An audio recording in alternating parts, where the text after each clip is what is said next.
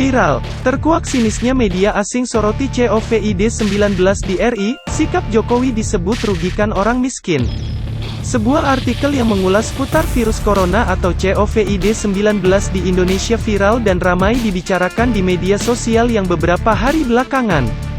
Artikel dalam media asing tersebut mengulas soal kebijakan pemerintah Indonesia dalam menangani wabah corona alias COVID-19. Situs media online tersebut adalah media Bloomberg.com. Media satu ini membuat artikel yang mengatakan bahwa pemerintah Indonesia lamban dalam bertindak. Hal ini dikarenakan Presiden Jokowi, demikian laporan Bloomberg.com, telah menolak seruan untuk mengunci kota dan daerah lockdown untuk melawan virus. Langkah keras seperti itu, Bloomberg katakan, paling merugikan orang miskin. Kini Indonesia menduduki peringkat kedua dengan jumlah persentase kematian tertinggi di Asia di atas 9%. Hal ini kemungkinan menandakan jumlah infeksi sebenarnya jauh lebih tinggi dari yang dilaporkan. Analis menjelaskan bahwa hal ini disebabkan kurangnya kapasitas pengujian COVID-19, menurut analis Nomura. Kemungkinan Indonesia pada akhirnya dipaksa untuk menerapkan penutupan penuh pada bulan April dan untuk jangka waktu yang lama, Nomura mengatakan dalam sebuah laporan pada Jumat. Kami pikir Indonesia adalah yang paling lambat dalam mengambil tindakan tegas dan oleh karena itu paling berisiko tertundanya penanggulangan wabah di dalam perbatasannya, dengan konsekuensi ekonomi negatif yang lebih besar, kata analis Nomura yang dipimpin oleh Sonal Pharma dalam laporan tersebut, seperti dikutip dari Bloomberg, via Suar ID. Kekhawatiran yang terbaru adalah liburan mendatang yang berisiko meningkatkan penularan karena lonjakan perjalanan domestik. Kekhawatiran pandemi yang terus menyebar ke daerah kepulauan yang lebih besar menyebabkan pemerintah melarang ritual tahunan jutaan orang Indonesia yakni mudik lebaran. Pemerintah juga berjanji untuk melakukan segala hal untuk membatasi kerusakan pada ekonomi terbesar Asia Tenggara dari pandemi corona, dengan mengalokasikan 405 triliun rupiah 25 miliar dolar untuk mendukung sistem kesehatan dan ekonomi. Tindakan ini juga untuk sementara dapat menghapus batas defisit anggaran 3% dari produk domestik bruto untuk memungkinkan pemerintah meningkatkan pengeluaran. Berdasarkan data dari Badan Intelijen Negara BIN, penyebaran COVID-19 akan mengalami puncaknya pada Juli tahun 2020. Diprediksi, penyebaran COVID-19 akan mencapai 106.287 kasus.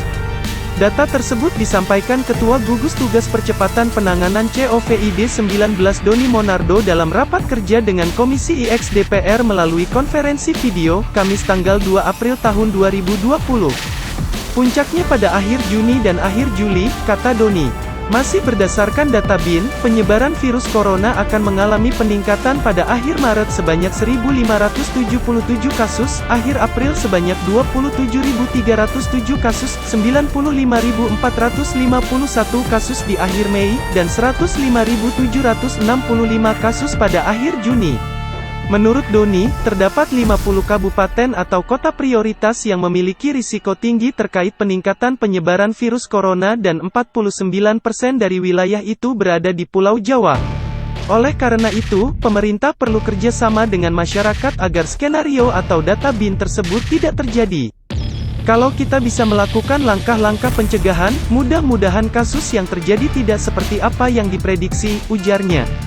Hingga saat ini, pemerintah terus meningkatkan upaya pencegahan COVID-19 dengan meningkatkan pelayanan kesehatan, kesiapan sumber daya manusia SDM, hingga mencari obat yang paling memungkinkan untuk mengobati pasien positif COVID-19. Menteri Kesehatan Terawan Agus Putranto mengatakan, hingga saat ini belum ditemukan obat atau vaksin untuk menyembuhkan penyakit COVID-19. Namun, berdasarkan protokol dan rekomendasi dari Perhimpunan Dokter Paru Indonesia PDPI, disepakati penggunaan obat jenis Tamiflu untuk meredakan COVID-19.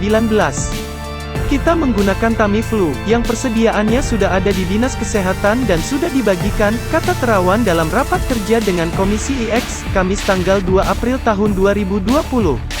Obat Tamiflu, menurut Terawan, sudah dibagikan ke seluruh rumah sakit rujukan sebanyak 450.000 tablet dan akan ada penambahan distribusi obat tersebut hingga 2 pekan ke depan.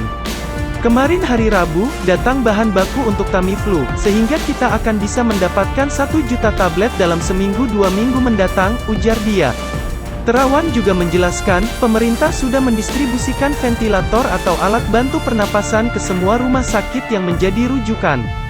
Ada sebanyak 8.423 ventilator yang sudah didistribusikan ke 2.867 rumah sakit, baik milik swasta maupun pemerintah di seluruh Indonesia.